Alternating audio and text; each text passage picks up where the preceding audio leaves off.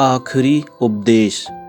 गुरुकुल में शिक्षा प्राप्त कर रहे शिष्यों में आज काफ़ी उत्साह था, क्योंकि उनकी 12 वर्षों की शिक्षा आज पूर्ण हो रही थी और अब वो अपने घरों को लौटने वाले थे।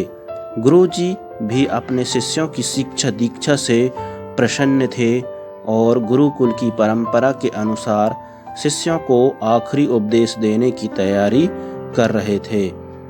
उन्होंने ऊंची आवाज में कहा, आप सभी एक जगह एकत्रित हो जाएं, मुझे आपको आखिरी उपदेश देना है। गुरु की आज्ञा का पालन करते हुए सभी शिष्य एक जगह एकत्रित हो गए। गुरुजी ने अपने हाथ में कुछ लकड़ी के खिलौने पकड़े हुए थे। उन्होंने शिष्यों को खिलौने दिखाते हुए कहा, आपको इन तीनों खिलौनों में अंतर ढूंढने हैं। सभी शिष्य ध्यानपूर्वक खिलौनों को देखने लगे। तीनों लकड़ी से बने बिल्कुल एक समान दिखने वाले गुड्डे थे। सभी चकित थे कि भला इनमें क्या अंतर हो सकता है। तभी किसी ने कहा, अरे ये देखो, इस गुड्डे में एक छेद है। यह संकेत काफ़ी था।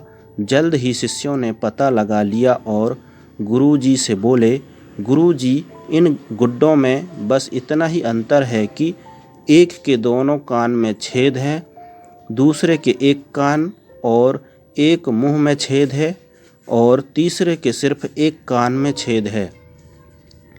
गुरुजी बोले, बिल्कुल सही, और उन्होंने धातु का एक पतला तार देते हुए उसे कान के छेद में डालने के लिए कहा।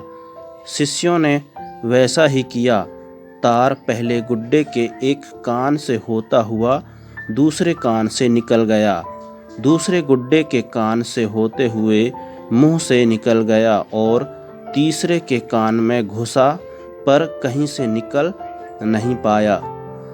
तब गुरुजी ने शिष्यों से गुड्डे अपने हाथ में लेते हुए कहा, प्रिय शिष्यों, इन तीन गुड्डों की तरह ही आपके जीवन में तीन तरह के व्यक्ति आएंगे।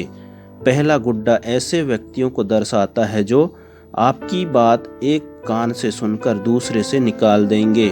आप ऐसे लोगों से कभी अपनी समस्या साझा न करें। दूसरा गुड्डा ऐसे लोगों को दर्शाता है जो आपकी बात सुनते हैं और उसे दूसरों के सामने जाकर बोलते हैं। इनसे बचें और कभी अपनी महत्वपूर्ण बातें इन्हें ना बताएं।